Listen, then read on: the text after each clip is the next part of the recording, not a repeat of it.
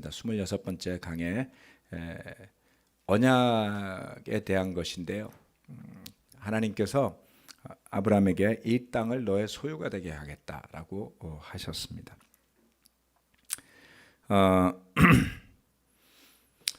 창세기 15장 7절에서 8절 말씀. 지난 시간에는 그 자손에 대한 축복을 말씀하셨었죠. 하나님께서 그의 아브라함에게 하늘의 별과 같이 많은 후손을 주시겠다.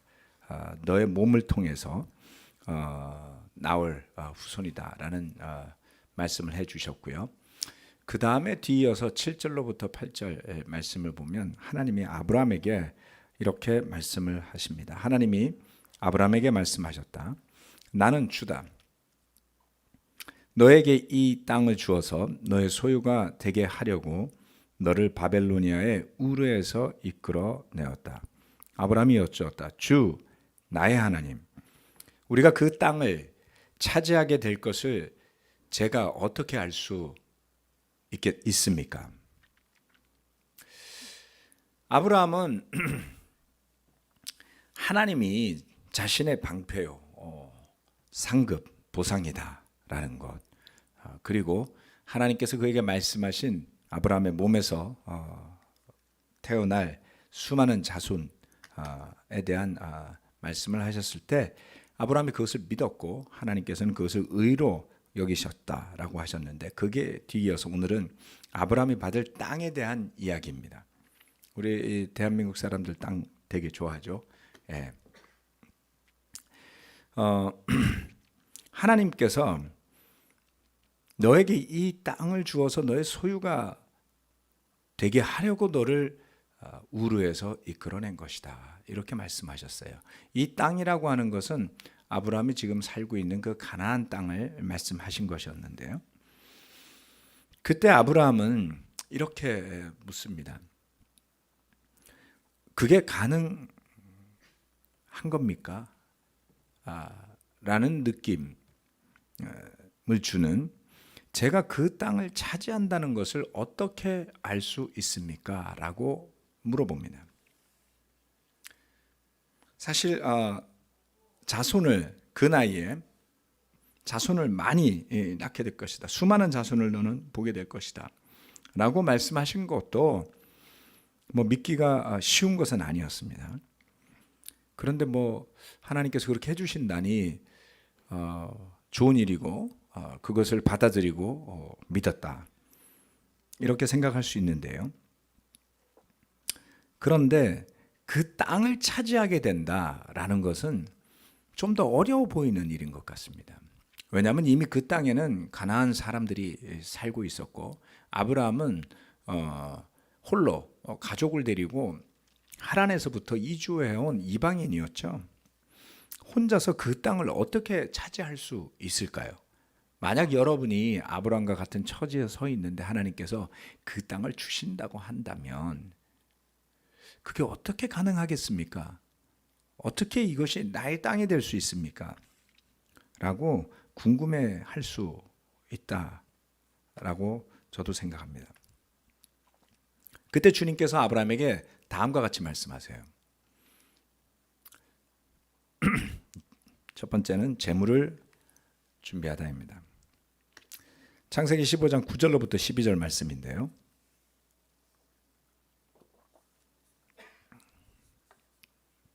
주님께서 말씀하셨다. 나에게 3년 된 암송아지 한 마리와 3년 된 암염소 한 마리와 3년 된 숫양 한 마리와 산비둘기 한 마리와 집비둘기 한 마리씩을 가지고 오너라. 아브라함이 이 모든 희생 제물을 주님께 가지고 가서 몸통 가운데를 쪼개어 서로 마주보게 차려 놓았다. 그러나 비둘기는 반으로 쪼개지 않았다. 솔개들이 희생 제물의 위에 내려왔으나 아브라함이 쫓아버렸다. 해가 질 무렵에 아브라함이 깊이 잠든 가운데 깊은 어둠과 공포가 그를 짓눌렀다. 이게 그래픽으로 보면 좀 광경이 좋지가 않습니다. 하나님께서, 그래서 제가 그림을 따로 준비하지 않았으니까 그냥 주목해서 보시면 좋을 것 같습니다. 하나님께서 아브라함에게 자 3년 된 암송아지, 암염소, 순양 이렇게 3마리의 짐승을 가지고 오너라. 그리고 나서 산비둘기 하나, 집비둘기 하나. 그러니까 비둘기는 2마리였고요. 3마리의 송아지와 염소, 순양 이렇게 3마리를 가지고 오라고 말씀을 하셨는데 아브라함이 그것을 주님께 가지고 와서 희생제물인데 그것을 가지고 와서 비둘기를 제외한 그 3마리를 몸통을 가운데를 쪼개었습니다. 그리고 서로 마주보게 차려놓았다는 것이죠. 어떻게 쪼갰을까요? 가운데를 쪼갠다라고 한다면 쉬운 일은 아니었겠죠. 그런데 하나님께서 그렇게 하라고 지시하신 것은 아닌데 아브라함이 익숙하게 제단을 쌓고 제물을 드린 적이 있었잖아요. 그래서 하나님께 제사 드리는 형태로 짐승을 쪼갠 겁니다. 그렇게 마주보게 쪼갠 다음 그것을 이렇게 마주보게 차려 놓았다라고 하죠. 아브라함은 하나님께서 무엇을 하시려고 하시는지를 알고 있는 듯 해 보입니다. 솔개들이 희생제물 위에 내려왔으나 아브라함이 쫓아버렸다. 아브라함이 그렇게 해놓고 제물을 만들어 놓고 그리고 그것을 지키고 있었죠. 지키다가 해가 질 무렵이 돼서 아브라함이 잠이 듭니다. 깊게 잠이 들었는데 그 깊게 잠든 가운데 어둠이 찾아오고 그리고 공포가 깊은 어둠과 공포가 그를 짓눌렀다라고 말씀하고 있습니다. 여러분 한번 생각해 보세요. 들판에서 짐승을 잡아서 죽여서 반으로 쪼개놨습니다. 일단 그 광경이 별로 그렇게 아름답지가 않죠. 피도 철철 흐르고 그 반으로 쪼개진 짐승을 놓아놓고 보고 있으면 보기 좋은 광경은 아닐 겁니다. 아브라함 앞에 펼쳐져 있는 그 쪼개진 짐승들이 있는데 이제 해가 졌어요. 해가 졌고 어둠이 깊다라고 했습니다. 아주 캄캄한 밤인 것이죠. 불빛이 없고 캄캄한 가운데 앞에 죽은 짐승들, 피와 더불어서 짐승들이 있었다. 그리고 그는 거기서 잠이 들었습니다. 이게 어떤 느낌인지 한번 상상을 해보면 그런 자리에 혼자 저나 여러분이 있다면 들판에다가 아무도 없는 곳에 그렇게 해놓으면 겁날만도 하죠. 짐승이 찾아올 수도 있고요. 그에게는 깊은 어둠과 공포가 그를 짓눌렀다. 뭐 거의 분위기는 호러 무비 같은 느낌입니다. 이제 그런 그 아브라함의 상태, 하나님께서 뭔가 말씀하시고 있는 것을 기다리고 있을 때 그러한 상태는 이처럼 좀 어둡다, 확실하게 앞이 보이지 않는다라는 느낌입니다.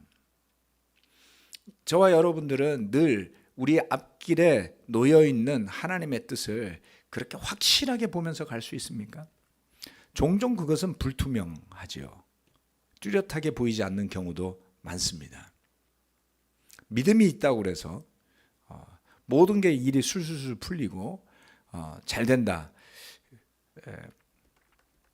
글쎄요, 무당이라면 그렇게 말해줄지 모르지만 성경 말씀들을 살펴보면 하나님께서 주시는 축복은 분명하지만 그것이 반드시 내가 생각하는 대로 밝고 맑고 좋고 순결하고 아름답고 따뜻하고 행복하고 그러한 것만은 아닌 것 같아요.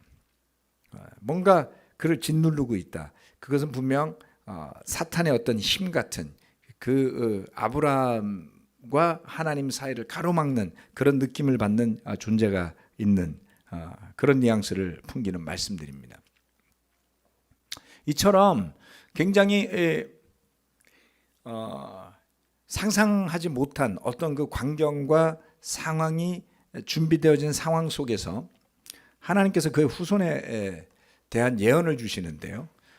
이 말씀은 우리가 다 같이 본문을 같이 한번 읽어보도록 하겠습니다. 여러분 화면에 나오는 말씀 창세기 15장 13절, 창세기 15장 펼쳐 놓으셔도 좋습니다. 창세기 15장 13절로 16절까지 말씀을 다 같이 한번 읽어보겠습니다. 시작. 주님께서 아브라함에게 말씀하셨다. 너는 똑똑히 알고 있거라. 너의 자손이 다른 나라에서 나그네 살이를 하다가 마침내 종이 되어서 400년 동안 괴로움을 받을 것이다. 그러나 너의 자손을 종살이하게 한 그 나라를 내가 반드시 벌할 것이며 그 다음에 너의 자손이 재물을 많이 가지고 나올 것이다. 그러나 너는 오래오래 살다가 고이 잠들어 묻힐 것이다. 너의 자손은 4대째가 되어서야 이 땅으로 돌아올 것이다. 아무리 사람들의 죄가 아직 벌을 받을 만큼 이르지는 않았기 때문이다. 여기에는 여러 가지의 내용들이 담겨져 있습니다. 그리고 또 이러한 이야기를 듣는다면 굉장히 궁금해지지 않을까요, 여러분? 자, 우리는 이 창세기 말씀을 기록한 사람을 알고 있습니다. 바로 모세입니다. 그는 이미 이집트를 탈출해서 나온, 즉 종살이 하다가 그 400년 만에 그 후손들을 이끌고 광야로 나왔어요. 그리고 모세는 이것을 기록하거든요. 아브라함이 이러한 내용을 그의 아들들에게 전했을까요? 안 전했을까요? 당연히 전했겠죠. 그의 후손들이 알고 있어야 할 내용이었다라고 생각할 수 있습니다. 또 하나는 그의 자손들이 아주 별과 같이 많은 자손을 준다 그런 것까지는 좀 해피한 이야기였지만 그의 자손들이 남의 나라에서 타국에서 나그네 살이를 한다. 자, 지금 이 내용은 몇 가지의 내용을 포함하고 있는데요. 11절 말씀 조금 이따 설명드리겠습니다. 자, 타국에 나그네 살이를 할 거다. 네. 나그네라는 느낌은 어떤가요? 뭐 이방인이라는 단어도 그렇고 나그네라는 단어도 그렇고 뭔가 딱하니 자리 잡히지 못한, 섞이지 못한 그러한 뉘앙스를 주죠. 타국의 나그네가 될 것이다. 그런데 그렇게 나그네로 살다가 마침내는 종이 된다. 별처럼 많은 후손을 주시는데 이 후손이 결국에는 떠돌다가 종이 된다는 거예요. 그것도 400년이나 괴로움을 받는다. 자, 종이 되어서 잘 먹고 잘 사는 게 아니라 괴로움을 받을 것이다 라고 이야기를 했습니다. 와우. 이 모든 과정을 거친 뒤에야 이 땅으로 돌아올 것이다. 그의 후손들에 대한 예언의 말씀이었어요. 여러분은 후손들이 그렇게 나그네 살이를 하다가 종이 되고 400년 동안 괴로움을 받을 것이다 라는 것을 알게 된다면 기분이 어떨까요? 예, 요즘 편으로 꿀꿀한 겁니다. 아이고 하나님, 자손을 별처럼 주신다 그러더니 그 많은 자손을 종이 되게 하시고 그 다음에 수백 년 동안을 고통을 받을 거라고 지금 말씀하시는 겁니까? 도대체 그렇다면 그 자손은 왜 주시는 겁니까? 하나님께서 이렇게 약속하시고 주시는 축복들의 형태나 모양이나 그것의 전개 과정은 사실 우리가 자기를 중심으로 생각하는 모든 것이 내가 생각하는 대로 잘 되고 좋게 되고 뭐 그렇게 바라는 것들하고 좀 다르죠. 어느 부모도 자기 자식을 나그네처럼 떠돌다가 그리고 종이 되게 하고 괴롭게 살게 하고 싶은 부모가 세상 어디 있겠습니까? 하나님께서는 아브라함에게 그를 축복하시면서 많은 후손을 주신다고 말씀하시면서 이와 같은 것을 이야기해 주셨어요. 굉장한 수수께끼죠. 그런데 복음을 통해서 이것을 바라보면 사실 이런 모습은 그렇게 낯선 모습은 아닙니다. 즉 예수님은 자신의 고향에서 배척받으셨어요. 그리고 모든 사람을 위해 섬기는 종이 되었고요. 그리고 마침내 목숨을 내어주시잖아요. 괴로움을 받으시죠. 그리고 나서야 부활하시는 거죠. 또 히브리서의 11장의 말씀들은 무엇이라고 표현하고 있냐면 세상은 믿음을 가진 사람들이 사람들을 받아들일 만한 곳이 못 된다라고 하고 있습니다. 11장 38절입니다.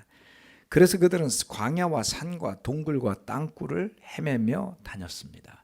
뭔가 이 세상이 하나님의 피조물임에도 불구하고 그 하나님을 진정으로 믿고 따르는 사람들을 받아들이는 곳이 되지 못한다. 나그네로 살아가야 한다라는 것을 이야기하지 않습니까? 우리는 예수님을 믿고 죄를 회개하고 하나님의 자녀가 되고 죄를 용서받고 그리고 영생을 받는다. 그것을 믿는데요. 그런데 그 영생을 받아서 사는 사람들의 생애, 삶, 그러한 모습들을 성경 전체를 구약으로부터 쭉 썸머리해서 이야기한 히브리서 말씀은 세상이 그런 믿음의 사람들을 받아들일 만한 곳이 못 된다 라고 말하고 있는 것이죠. 자, 이러한 수수께끼 같은 이야기 또는 잘 먹고 잘 살고 복되고 웃고 즐기고 떠들고 그렇게 살고 싶은 우리의 희망과는 달리 하나님께서 주시는 축복들은 영적인 의미들을 가지고 있더라는 겁니다. 우리가 아무리 노력하면서 성경 말씀을 묵상해도 우리를 중심으로 읽고 해석하는 습관에서 벗어나기는 어려워요. 아전인수격으로 해석할 거라고 저는 생각합니다. 그건 저도 그렇고 아마 여러분도 그럴 겁니다. 그렇지 않을까요? 그런데 주의하셔야 될 것은 그것도 정도껏 하셔야 된다는 겁니다. 정도껏이라는 표현은 뭐냐면 복음의 테두리를 벗어날 만큼 마구잡이로 해석하셔갖고 나 좋고 나 편한 대로 하나님을 바라보지 말라는 것이죠. 그러한 신앙이 이 나라의 문제를 일으키게 하는 겁니다. 많은 사람들로 하여금 기독교의 본질을 오해하게 하는 것입니다. 결국 저와 여러분은 그리스도의 전권대사라는 것을 잊어서는 안 되죠. 그리스도의 전권대사라는 존재들은 그들이 믿는 예수 그리스도 때문에 살아가는 삶의 모습이 그 예수님을 잘 알지 못하는 사람들이 봤을 때는 이해할 수 없으면서도 함부로 할 수 없는 어떤 아우라가 있어야 하는 것이죠. 그것은 우리가 잘나서 그런 것이 아닙니다, 여러분. 내가 뭔가 도를 닦아서 수련의 경지에 도달했기 때문에 그렇게 된다. 그런 관점이 아닌 것이죠. 복음을 굳건하게 믿고 성령님이 내 안에 살아서 움직이고 역사하시면 성경 말씀을 그 성령님의 능력으로 묵상하고 읽어내고 그것을 삶 속에서 구현해낼 수 있는 그 길로 따라가게 된다는 겁니다. 물론 거기에는 여러분의 선택이 있고 자유의지가 있고 결정이 있기 때문에도 그렇게 되겠지만 궁극적으로 본다면 우리가 입으로 고백하는 것은 하나님의 인도하심이 우리를 그와 같은 길을 지나갈 수 있도록 해주시는 것이다 라고 봐야 되지 않을까요? 어려운 이야기입니다. 이 말씀은 타국의 나그네 종이 되고 괴로움을 받을 것이다. 자, 그들이 약속의 땅을 받는 그의 아브라함의 후손들이 돌고 돌고 돌아서 다시 이 가나안으로 돌아오면서 받아야 할 약속의 땅의 가치와 의미도 이 과정 속에서 한번 생각해 봤으면 좋겠어요. 창세기 말씀을 우리가 접하면서 왜 좀 더 고민하자, 좀 때로는 결론도 없는 것 같은 말씀을 제가 던지는 것이냐면, 우리가 그 하나님께서 아브라함에게 주신 축복과 언약들에 대해서 좀 잘 이해를 해야 한다. 그러한 스토리가 이어져서 창세기 50장 야곱이 마지막 이집트에서 생을 마치는 시점까지 이어지는 스토리들이거든요. 그래서 그러한 것 속에서 하나님께서 아브라함에게 주시는 축복과 언약들을 통해서 그것을 우리가 예수님을 믿게 됨으로써 알게 된 복음과 잘 접목시켜 보는 그러한 어떤 작용이 있기를 저는 바랍니다. 자, 그래서 어떤 일이 일어나느냐? 그 다음 세 번째는 하나님이 세우신 언약에 대한 이야기입니다. 15장 17절로부터 21절 말씀입니다. 해가 지고 어둠이 짙게 깔리니 연기 나는 화덕과 타오르는 횃불이 갑자기 나타나서 쪼개놓은 희생제물 사이로 지나갔다. 바로 그날 주님께서 아브라함과 언약을 세우시고 말씀하셨다. 내가 이 땅을 이집트 강에서 큰 강 유프라테스에 이르기까지를 너의 자손에게 준다. 이 땅은 겐 사람과 그니스 사람과 갓못 사람과 헷 사람과 브리스 사람과 르바 사람과 아모리 사람과 가나안 사람과 기르가스 사람과 여부스 사람의 땅을 다 포함한다. 아멘. 자, 이제 하나님께서 아브라함에게 그 어둠과 짙은 공포가 그를 짓누르고 있는 상황에서 굉장히 좀 우울할 만한 후손들에 대한 예언을 하시고 나서 그리고 갑자기 화덕과 타오르는 횃불이 나타나서 불길이 그 쪼개 놓은 희생제물 사이로 지나갑니다. 굉장히 이상한 광경이죠. 네. 제물들과 불이라는 것은 나중에 율법의 말씀을 따라서 제사의 형태 속에서 함께 등장하죠. 제물을 태워서 바치는 그런 모습에서 나옵니다. 자, 하나님께서 이와 같은 어떤 그 횃불 세레머니를 쫙 하시고 나서 아브라함과 언약을 세우셨어요. 언약을 세우셨다라는 말씀. 언약이라는 단어가 우리가 일반적으로 쓰는 단어가 아니죠. 언약에 대해서 조금 간단하게만 설명을 드리겠습니다.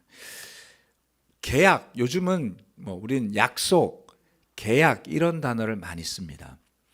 여러분, 누군가 약속을 하면 어떤 약속인가요? 약속을 한다는 것은 두 사람 사이에서 함께 정하는 게 약속입니다. 계약도 그렇죠, 그죠? 계약도 두 사람이 같이 합의해서 계약서 작성을 하잖아요.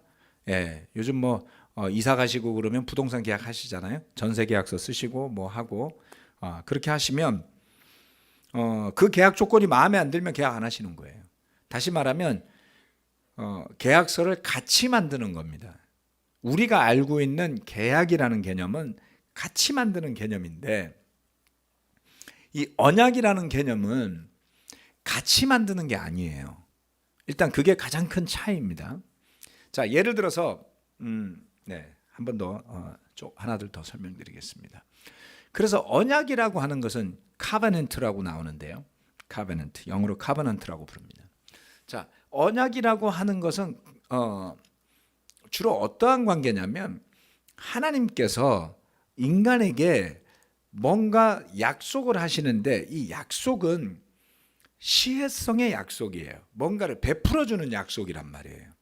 그러니까 두 사람이 동등하게 조약을 만들고 조항을 만들고 협의해서 결정짓는 약속의 형태가 아닙니다. 하나님께서 일방적으로 주시는 거예요. 그런데 이렇게 일방적으로 주시는 언약 중에 조건이 따라붙는 게 있습니다. 나중에 신명기에 가보면 그런 말씀들을 보시게 될 텐데요. 어떤 경우에는 조건이 따라 붙습니다. 그리고 어떤 경우에는 조건이 없어요. 그냥 하나님이 주시는 거예요. 주시는 약속입니다. 그래서 이 언약과 가장 유사한 것을 연구한 학자들 중에 어떤 사람이 이런 이야기를 했습니다. 언약과 가장 비슷한 것은 어떻게 보면 유언이다라는 겁니다. 자, 어떤 의미냐면 여러분 부모님이죠 주로 부모님이 돌아가시면서 유언을 작성해 놓고 가요. 그러면 자녀들은 그 유언에 따라서 그 유언을 받들잖아요. 그렇죠? 자녀들이 그 유언을 바꿀 수 있나요? 못 바꿔요. 그런 것처럼 언약도 언약을 맺는 거로 보여지는데 같이 만드는 건 아님에도 불구하고 언약을 맺는데 그 언약을 주시는 하나님이 주시는 것들을 받는 사람이 바꿀 수는 없다는 거예요. 그렇게 보면 좀 더 이해가 되시죠. 그렇죠? 예. 계약 이런 걸로 보면 근데 계약인데 왜 일방적이야?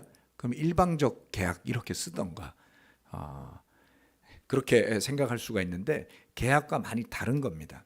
그래서 성경에 나오는 언약이라고 하는 것들을 자세히 살펴보시면 하나님께서 일방적인 선언을 통해서 어떤 혜택, 뭔가를 베풀어주는 그러한 경우에 주시는 게 언약이에요. 거꾸로 이야기하면 하나님이 언약을 나와 더불어 세우시겠다고 하면 굉장한 축복인 겁니다. 네, 대단한 거죠. 하나님이 암호하거나 언약을 세우지 않는단 말이에요. 그러니까 그것은 굉장히 영광스러운 일이 될 수 있습니다. 그리고 그것은 내가 바꿀 수 있는 게 아니다. 그 언약을 받을 만한 존재가 되었다는 것 자체가 축복이고 감사한 것이죠. 사실 아브라함은 지금 이 9절에 나오는 말씀들처럼 이집트 강에서부터 유프라테스 강까지의 땅을 하나님한테 달라고 한 적이 없어요. 아브라함이 주장하고 요구한 것들이 아닙니다. 언약으로 받는 것들은 하나님께서 베풀어 주시는 것들이다. 이렇게 보시는 것이 적절합니다. 그런데 이 땅은 5장 19절 보면 겐 사람, 그니스 사람, 감문 사람, 저 사람들 누구지 잘 모르시겠죠. 그래서 자꾸 읽으세요. 헷 사람, 브리스 사람, 르밧 사람, 아모리 사람, 가나안 사람, 기르가스 사람, 여부수 사람의 땅을 다 포함한다. 여기 좀 아는 사람 이름도 나오고 잘 모르겠는 사람들도 있죠. 네, 겐 사람이라는 겐족이라는 사람들은 성경에 자주 등장합니다. 구약에 우리가 잘 알고 있을 법한 겐 사람 중에 여러 사람이 있는데요. 그 중에 한 사람은 누구냐면 모세의 장인이 겐 사람이에요. 미디안의 제사장으로 있었던 모세의 장인이 겐 사람입니다. 또 우리가 잘 아는 레갑 자손들 있죠. 레갑의 후손들이라고 하는 구약에 나오는 유명한 믿음의 사람들, 그들 또한 겐 사람들입니다. 언젠가 겐 사람에 대한 설교를 한번 하도록 하겠습니다. 그니스 사람, 감문 사람 잘 모르겠고요. 헷 사람, 헷쪽 유명한 사람 있죠. 누군지 기억나세요? 헷 사람. 성경에서 제일 유명한 햇사람 우리야. 그렇죠. 우리야가 장군이었잖아요. 그러니까 햇사람도 좀 용맹하다 이렇게 느낄 수 있지 않습니까? 예. 다윗의 부하 중에 햇사람 우리야가 있습니다. 예. 가나안 사람, 기르가스 사람, 여부스 사람. 자, 이것을 지도로 살펴보면 이렇게 생겼습니다. 조금 전에 봤던 9절에서 이야기 된 것은 여러분 지도에서 보시는 왼쪽에 보면 이집트의 끝에 빨간 줄로 되어 있는 강이 이집트의 큰 강 나일강입니다. 나일강. 그러니까 이집트의 영토도 저기에 포함되어 있어요. 저걸로 보면. 그러면 저기로부터 해서 어디까지냐? 그 그림에서 맨 위쪽에 보면 빨간색으로 또 칠해져 있는 강이 유프라테스 강입니다. 이 두 강은 아주 중요한 강이죠. 가나안 땅은 이 유프라테스 강과 나일강 사이에 들어있는 땅이었습니다. 굉장히 큰 지역을 포함하는 땅입니다. 물론 나일강을 지나서 여기 이제 아카바만 이렇게 쏙 들어간 수에즈 운하가 아마 여길 지나갈 거예요. 보이시죠? 네, 그 나일강 옆에 있는 시나이 반도 쪽은 대부분 사막입니다, 사실. 그리고 저 그 아브라함의 후손에게 주는 땅 대부분 해변을 따라서 있는 땅을 제외하고는 척박하고 사막들이 많습니다. 그렇게 위쪽으로 올라가서 저기 위쪽에 여러분들이 지금 보시는 거에 보면 부족들의 이름이 적혀 있어요. 그래서 잘 보시면 맨 밑에가 켄족입니다. 켄족. 그리고 여부스족은 예루살렘에 살던 부족 이름입니다. 그 다음에 해변가를 따라서 왼쪽을 가나안족이라고 하고요. 그 다음에 암몬족도 있고요. 감몬족도 있고요. 해쪽은 그 위쪽입니다. 해쪽은 저기 위쪽으로 넘어가죠. 지금의 터키 쪽에 있습니다. 그래서 이러한 부족들이 차지하고 있던 땅을 아브라함과 그의 후손에게 주시겠다고 약속하신 것이죠. 그것을 좀 더 자세하게 민수기에 나와 있는 말씀과 구약에 나와 있는 여러 가지 내용을 종합해서 경계를 살펴보면 개략적으로 이와 같은 모습이 된다라는 것입니다. 지도에서 뭐 비슷하지만 조금 더 구체적으로 지형도가 그려져 있습니다. 이렇게 해서 이 땅을 다 차지하는 데까지는 상당히 오랜 시간이 걸립니다. 가나안에 들어가서 정복 전쟁을 벌이면서도 블레셋을 완전히 정복하지 못하게 되고요. 그리고 대부분을 차지하지만 북쪽의 땅까지 올라가는 데는 다윗 왕조까지 가서야 비로소 저 북쪽에 유프라테스 인근의 땅까지 그 이스라엘의 소유가 되게 되죠. 땅에 대한 이야기는 또 때가 되면 좀 더 해보도록 하겠습니다. 이 조금 전에 봤던 그런 말씀들을 종합해 보자면 하나님께서 아브라함에게 그 땅을 그의 후손들에게 주신다고 하신 것들은 그냥 표면적으로 땅을 주신대라고 하기에는 거기에 숨겨진 어떤 그런 의미들이 더 깊숙하게 있다라는 것을 알 수가 있습니다. 그래서 저는 우리 형제 자매 여러분들도 창세기 말씀을 묵상하면서 아브라함에게 주신 약속의 의미들이 과연 무엇을 의미하는지를 한번 고민해 보시기를 바랍니다. 또한 그의 후손들이 그처럼 고난을 겪게 될 것이다 라는 말씀에 대해서도 한 번 더 깊게 생각해 보시기 바랍니다. 전체적으로 우리가 구약의 말씀을 보면서도 늘 신약의 말씀을 머리에 떠올리고 생각을 가지고 가셔야 되는데요. 그 언약에 따라서 이루어 주시는 그런 축복의 말씀들이 결국 예수님을 통해서 성취되어지게 되고 우리에게 복음의 형태로 제시되게 되거든요. 그런데 결국에 살펴보게 되면 그 아브라함을 통해서 주어진 언약, 그렇게 해서 차지하게 되는 땅, 그 땅이 나중에 가면 신약 시대에 가서는 사실 큰 의미가 없죠. 유대인들이 그 땅을 다 차지하고 산 것도 아니란 말이에요. 결국에는 그 유대인들이 그 로마의 식민지로 자신의 땅을 권리를 주장하지 못하는 입장이 된 상태에서 메시아 예수님이 오셨잖아요. 그러면 아브라함에게 이 땅을 너의 후손들이 차지하게 할 것이다라고 하셨던 말씀만 굳게 믿고 있으면 그 땅에 대해서만 집착하면 예수님이 오셔서 율법을 완성하시고 하나님의 뜻을 펼쳤다라는 것을 유대인으로서는 받아들일 수 없는 거죠. 그렇죠? 그러니까 그런 물질적이고 물리적인 약속들이 내포하는 의미들을 봐야 하는 것인데 그것을 보지 못하면 결국은 자기중심적인 신학에 빠지게 되는 겁니다.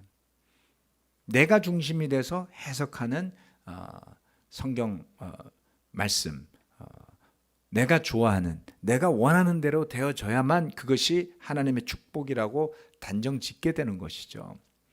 그래서 우리가 살면서 고난을 겪을 때 지금 뭐 코로나 상황 어느 누구도 이거 축복이라고 생각하지는 않을 겁니다. 물론 덕을 보는 회사들도 있겠지만 대부분은 굉장히 불편하고 어려워요. 이러한 속에서 하나님의 뜻을 찾을 수 있을까요? 갑자기 또 확진자의 수가 늘어나면서 얼마나 다급했으면 총리가 예배를 전부 비대면으로 전환해라. 비대면이 무슨 말인지 저는 몰랐어요. 처음 듣는 말이라서. 그 소리가 인터넷으로만 예배드리고 예배당에 모이지 말라는 이야기였어요. 그럼 우린 교회로서 어떻게 해야 되는 거죠? 이거 좋은 일이 아닙니다.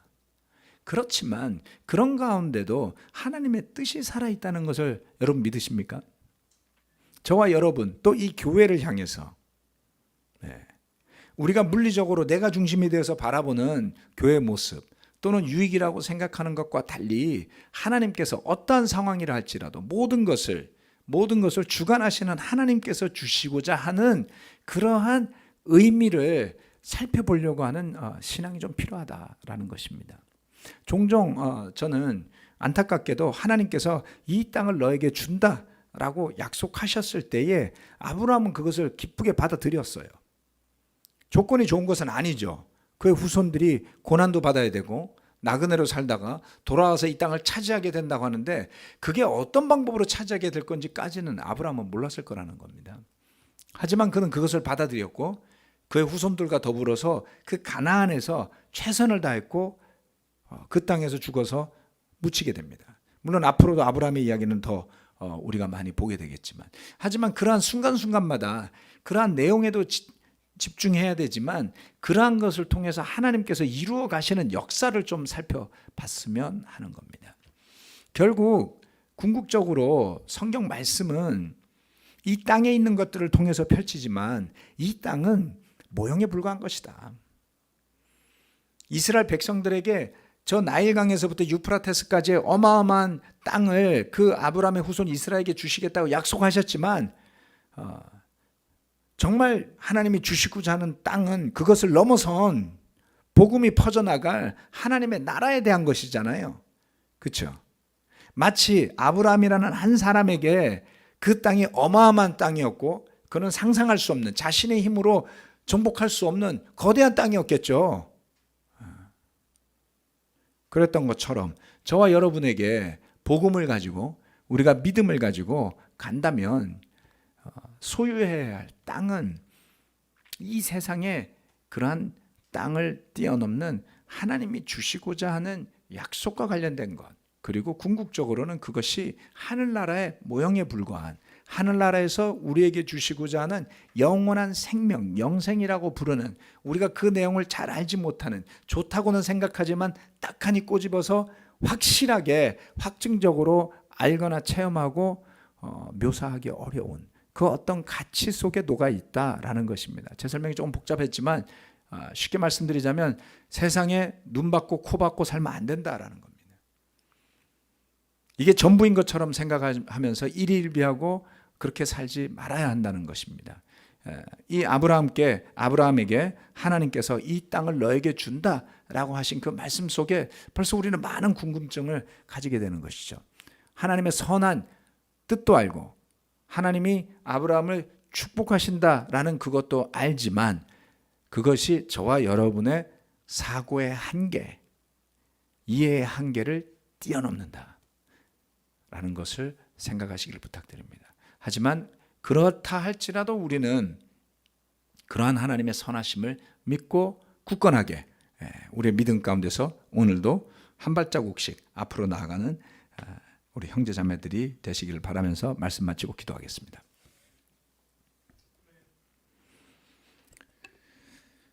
전능하신 하나님 아버지, 정말 1월 말 2월 초부터 온 나라를 뒤흔들고 전 세계를 뒤흔든 이 코로나 사태, 도대체 왜 시작이 됐고 무엇 때문에 왔는지도 아직도 분명히 아는 사람은 없습니다. 짐승들을 통해서 전염되었다는 말도 있고 어떤 화학 무기로, 생화학 무기로 만들어졌다는 사람들도 있습니다. 무엇이 진실인지 우리는 알지 못하지만 이 가운데도 주님의 뜻이 살아있음을 저희는 굳게 믿습니다. 간절한 소망은 이러한 사태가 빨리 진정이 되어지고 우리가 일상으로 복귀하면서 평화로운 가운데 복음을 전하고 복음 안에서 살아갈 수 있는 길이 열리게 되기를 간절히 원합니다. 우리 한 명 한 명 형제 자매들은 대단한 믿음의 사람들이기도 하지만 또 아주 약한 존재들이기도 합니다. 우리가 서로 모이고 서로 격려하고 함께 찬양하고 함께 기도할 수 없을 때 때로는 정말 힘이 빠지기도 하고요. 때로는 자기 자신이 예수님의 제자라는 그 존재의식이 희미해지거나 약해지기도 합니다. 세상살이에 지치다 보면 회의감이 들기도 하고 믿음이 바닥에 떨어지기도 하고 심지어는 스스로가 결정했던 그 믿음에서 떠나는 사람들도 늘상 있어 왔습니다. 그것이 우리는 영적인 전쟁임을 잊지 않게 도와주시고 아브라함이 알 수 없는 그 하나님의 말씀 가운데 그 재물을 쪼개놓고 횃불이 지나가고 그러한 가운데 하나님께서 언약을 주셨을 때 그의 마음과 기분이 어땠을지를 감히 상상하기가 어렵습니다. 만약 내가 아브라함이었다면 그러한 상황 속에서 그러한 약속 가운데 충실히 믿음을 지키고 그 이방인들 사이에서 부대끼면서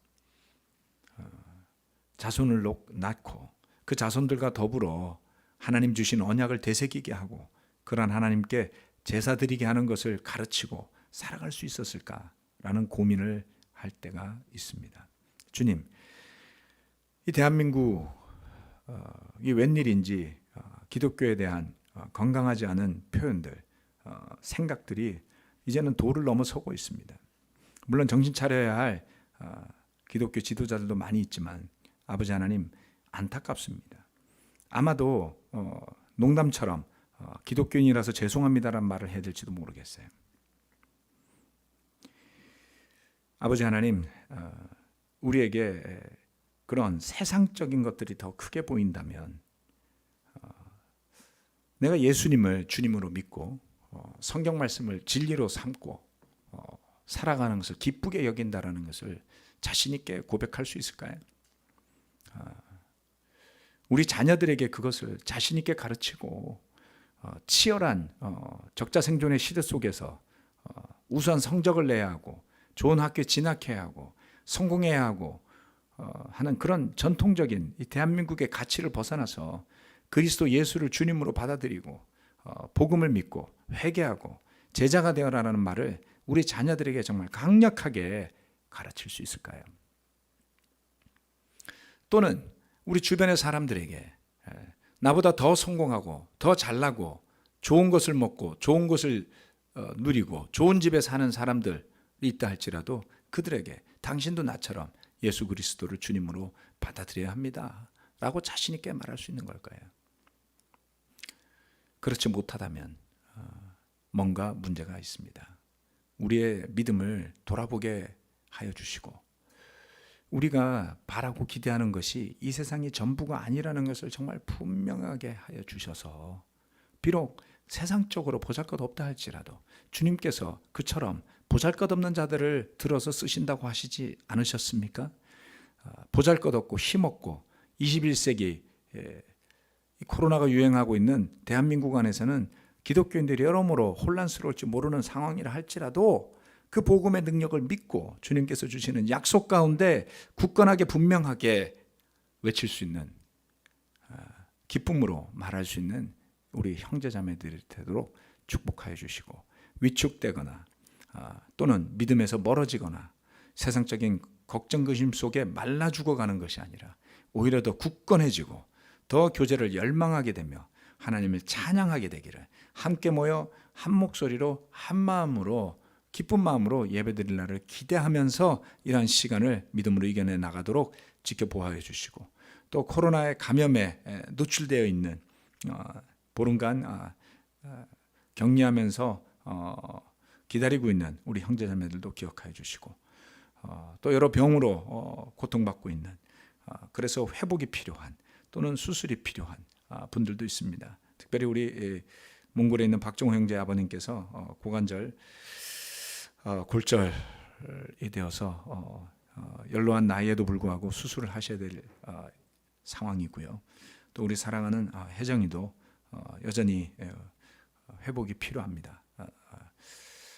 항암 과정을 이겨내야 하고 극복해야 하는데요.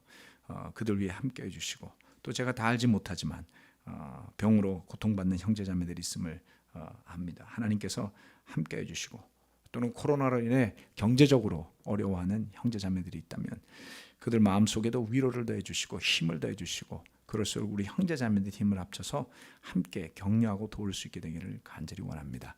주님 은혜 감사드리고 예수 그리스도 이름으로 기도합니다. 아멘. 마치겠습니다.